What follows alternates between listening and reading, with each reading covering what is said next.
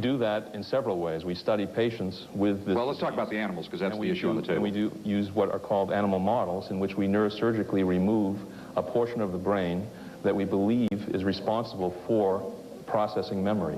We then evaluate the effects of that damage over a long period of time to determine whether we can produce a memory impairment in the animals that is like the impairment we see in So you remove part of the animal's brain. That's correct. And the animal after that, what happens to the animal after the evaluation? The animal then is followed for a period of about 2 years and is evaluated on tests of learning and memory. Now, the neurosurgery we perform, by the way, is identical to the surgery that would be performed in a clinical setting. But we do, which I'm sure is part of the issue for Sally, end up with a brain-damaged animal for 2 years. Yes, we do. Okay. And then, Marty, also that animals also put to death. We have to understand that the animals... At the end of the 2 years, the animal's life terminated. We need to evaluate the damage. Okay. Now, these are studies that are leading to our understanding of what the structures are that are damaged in. I understand that part. Let me go back to the phone and get a question. I'll go back to the audience here while we're doing that. Go ahead. Hello? Hello, go ahead. Yeah. My name is Sue, and I have a question for anyone on the panel. I'm wondering if there are cases of experiments being done around the country studying the same thing. In other words, numerous experiments to study the same exact thing. And why can't these research centers just do the study one time and share the data with each other? Is this being duplicated all over the country? Well, let me say that the research funds for doing research are at such a premium that it's very hard to find duplication around the country. Now, there are two kinds of duplication that we know. There are two kinds of duplication that we need to talk about. There are two kinds of... Doctor, please. You're saying that there's not enough money. They don't agree. We're probably not going to sell it. But let me talk about two kinds of duplication. Quickly, one is please. What's called inadvertent duplication, where there may be some other lab that's doing a similar kind of work. The other is intentional duplication. That is, we want to replicate certain findings so that we know that that's a real phenomenon. Exactly what's going on with cold fusion now, which is certainly out of this realm. Tell me your name. Hi, I'm Melanie Hodge. I'm the president of Students Against Animal Cruelty at Helix High School. I'd like to address... Thank you. I'd like to address this actually to all of you, not to Sally and the other gentleman next to her and the people for animal rights. But it goes back to what you were talking about, heart disease. I'm not a fanatic on health or anything, but I do know that heart disease is caused mainly by eating too much fats, by eating too much cholesterol. It's your fault that you are eating all this stuff. It's your health. Why should these animals, these dogs and cats, why should they go through all this trauma? Because what we are doing to ourselves, we do this.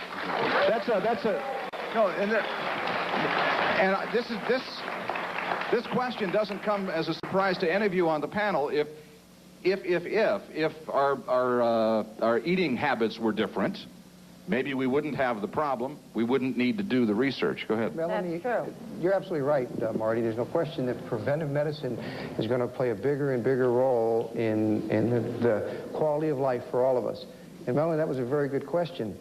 But let me tell you that the way we found out that fats and those kind of terrible foods have a detrimental effect on our hearts is by some animal experiments that we've done in the past to learn what was done, what effect they had on the coronary arteries and the heart.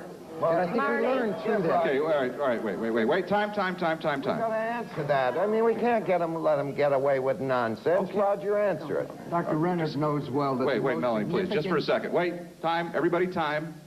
Go ahead, Doctor. Dr. Renner knows well that the most significant accumulation of data regarding cardiovascular disease came from the Framingham study, which is a study of human lifestyles and the progression of disease in humans. It's humans that get these diseases. It's humans that should be studied. Okay, we're going to take a break. We'll be right back.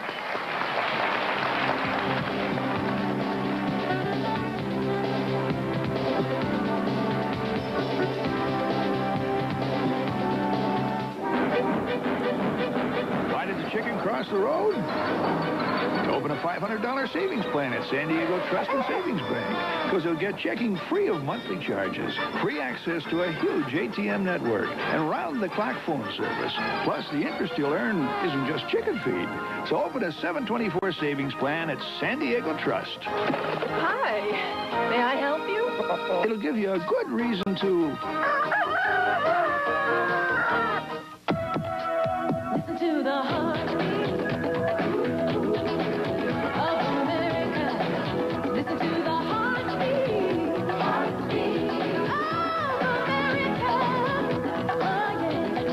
heavy Beretta Sport Coupe. Designed to help you look better. Engineered to help you drive better. And priced to let you live better.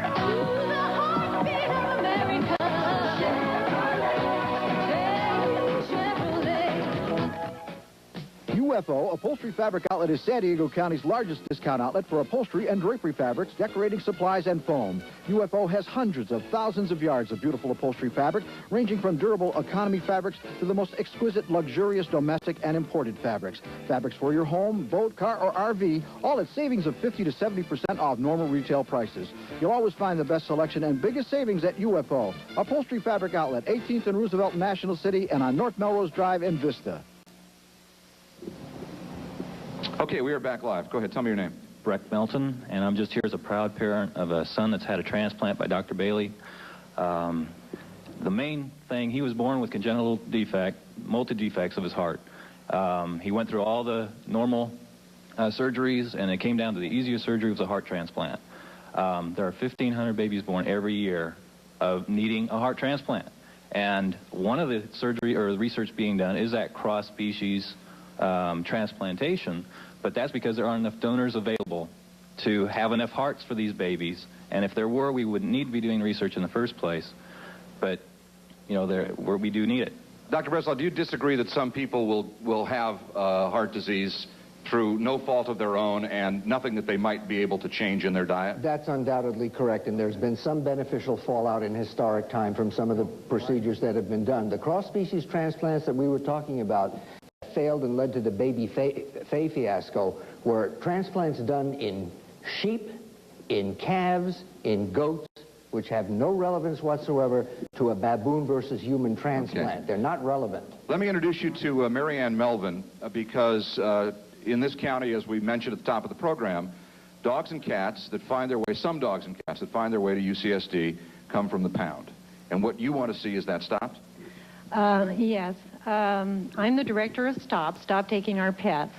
And I want to point out that San Diego is one of 4 counties out of 58 in the state of California that still sells pets to their one customer, which is UCSD. I want to make it very clear that the humane societies do not do this. It is only San Diego County Animal Control. How do you respond to the argument that the animal that would be kept at animal control and then destroyed there serves a greater purpose if that animal is then sold to a research project? How do you respond? Well, I would just answer that by saying that if your dog were lost and you could not get to it in time, and this does happen because dogs can travel great distances and people can't get to them or find them, and if your dog, you had the choice of this dog being humanely euthanized or ending up on a torturous research project, which would you choose for your animal? I want to make it very clear that we feel this is a corruption of the shelter system, that this is not why shelters were set up, that people lose their trust in shelters. Let me, yes, well, no, I'm going to let Dr. Zola Morgan respond. The last time that you tried to get the Board of Supervisors to stop this was last year, right? July or August of 1988? And voted no. I'm just saying the last time that it really went before them? When was the last time? We have not been before the Board of Supervisors. There's been a contract for 22 years in San Diego. There has been one hearing in 1981, and that's because animal rights people brought the hearing. We do not have any public hearing on the matter of this contract. Dr. Zola Morgan will respond to this specific one, then saw yours, Sally. Because we got... Go ahead. Let's again separate the fact from the fiction here.